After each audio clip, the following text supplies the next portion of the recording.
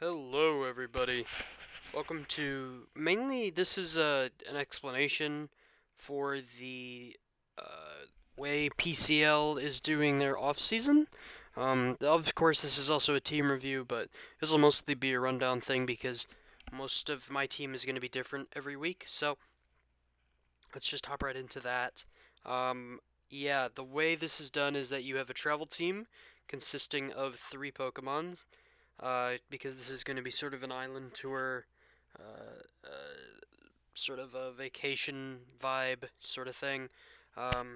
You get three Pokemon that you bring with you week to week, and yeah, and then you're going to have an island that you select for other coaches to use after week one. You get to use your own week one, but then other coaches go to your island throughout the season.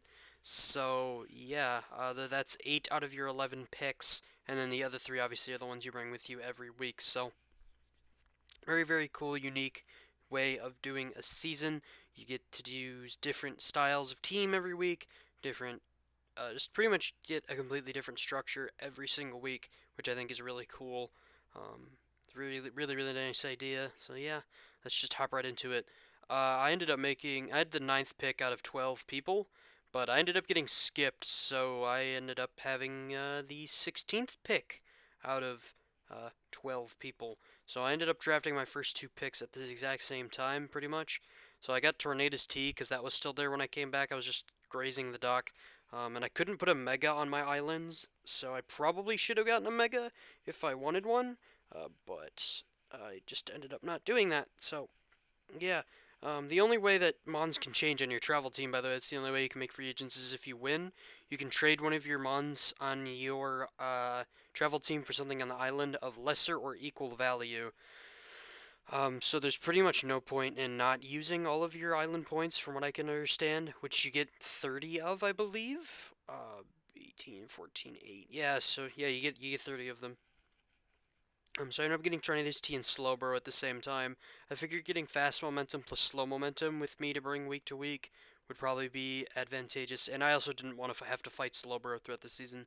Tornadus T I've reviewed quite a few times because I've drafted it a lot. But long story short, I think it's one of the best Mons in National Dex Gen 8 format. SC Plot's a huge buff, and boots make this Mon ridiculous. And then Slowbro is just broken. Teleport is really stupid. I still don't get the logic behind buffing it.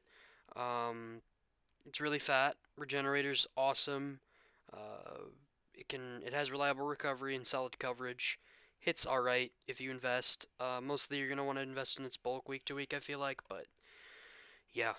Typically this mon just switches in, sponges a hit, teleports out, and you get to bring in a threat. And then finally, I decided to just grab something that I felt like complemented these two in terms of being an electric immunity, potential support, but also having the ability to be a wall breaker that benefits from getting teleported and U-turned into. So I brought Hyperior. So I just got three mons that I feel like work well together week to week, and yeah, that's pretty straightforward and simple. I feel like just a nice simple 1-2 punch of momentum and Rhyperior in the back as well. Of course, obviously everything on this travel team can go the wall breaker route, which is another advantage I have in that. It all depends on what I end up getting on my team.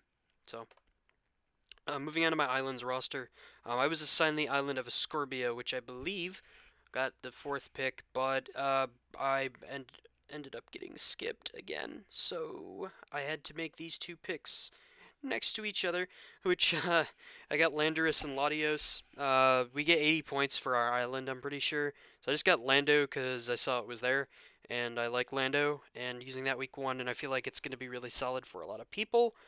Keeping in mind that the way the standings will work is that if you win your game, you get 3 points in the standings, from what I understand. I don't know if it's separate or not for island points or whatever. I'm pretty sure island points are just what the standings are, but I would have to look again. I'm not entirely clear on that. So the way I think it is winning your game gives you 3 points in the standings, and in terms of island points, and then someone winning with your island gives you 1 point in the island point standings. So yeah, So essentially, you get a win, and then you also get the benefit of someone winning using your 8 Pokemon that you gave to them. So I figured I'd grab a really solid core of Mons that I'm pretty sure a lot of people are comfortable with, and Mons that I personally think are really good. So Lando, Latios. Latios I just went over in UGL. It just hits really hard. It's a good dragon. And I figure people are big on dragons, so put this thing on the island. And yeah, it hits really hard and good speed tier and stuff like that. Up next, I grabbed Registeel. Really wanted a solid steel type to place on this island. I didn't have one in my team, which might be a mistake, but I really couldn't find anything in 8 points that suited what I wanted. I couldn't find a good steel type in 7 too, because I'm pretty sure Doublade was 9 points, but I could be mistaken. Again, I'd have to double check. I think I was thinking about grabbing Doublade, if I'm not mistaken. I don't quite remember where its value was, but I decided to just plop Registeel on my island because this mon is fat and awesome, and I like it. It's just really reliable.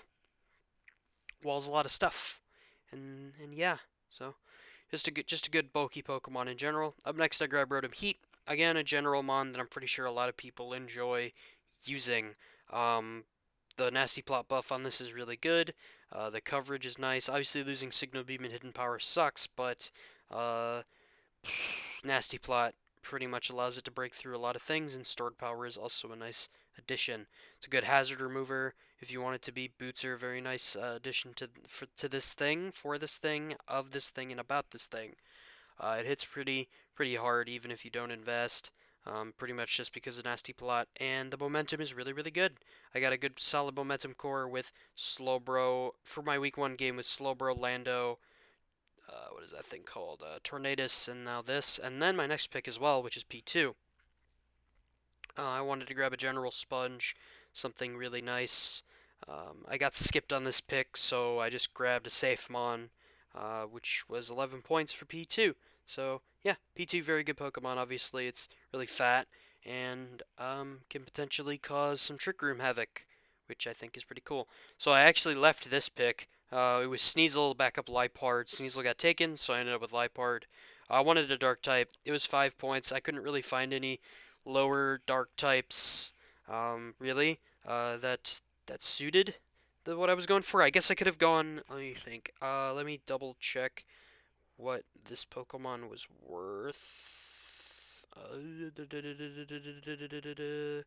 Zoroark is what I'm looking for here. I was potentially thinking about just leaving Zoroark as the backup for Sneasel, because I knew I wanted Sneasel if it was still there on my island, but it got taken. Zoroark was 10 points. See, I could have gotten Zoroark and 2 1-pointers, which I felt like could have been good. I could have gotten like a Sticky Webber and then something general.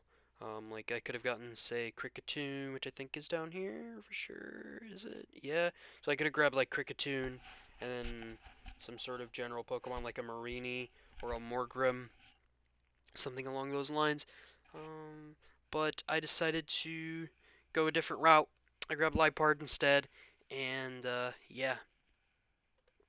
Up next, again, I got skipped on this pick, but I knew I was going to grab Smeargle and Volibee with my last 2 picks anyway. Smeargle I got because like Sticky Web benefits this team a lot, and it's also just a general support Pokemon. And I also got Volibee because I had 2 points left over, and I had no clue what else was in 2 points that I wanted to grab. Smeargle I was pretty sure was going to be a cinch no matter what, because I couldn't really find out any other way to fill the 7-point mark reliably.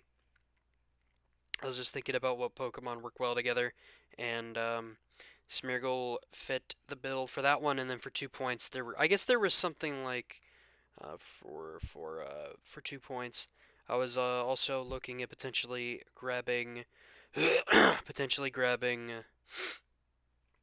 Rangaroo, but I felt like that was kind of stupid because it didn't get any momentum, and I already had a good Psychic on this. And then I was also looking at Gumshoes. Not Gumshoes, what am I fucking talking about? I think it was Poipole I was looking at, but in the end I decided to just grab Volibee because it's reliable. It does cause an Eviolite clash with P2, so that might come into play in terms of gathering victories on my island throughout the season, because I don't like typically doubling up on Eviolite Pokemon, so that might be a thing. But Volibee's just a reliable defensive mon. For 2 points, it's definitely a solid pickup. So, yeah. Just for a quick rundown, the mons I'm bringing with me throughout the season are Torn, Slowbro, and Rhyperior. And then the mons I'm leaving for people to use after week 1 are Landorus T, Latios, Registeel, that's a Rotom Heat, Porygon 2, Liepard, Smeargle, and Vullaby. So, yeah, I feel like I drafted a really solid island, and I really like my travel team, so I feel like I'm going to do pretty well this season. So, leave a like if you enjoyed, subscribe if you really enjoyed, follow the socials if you really enjoyed and want to keep up with me, which probably wouldn't be that hard because I'm a fat man. But yeah, appreciate you watching. Thanks for your time, and have a really nice day. Later. Wrong button.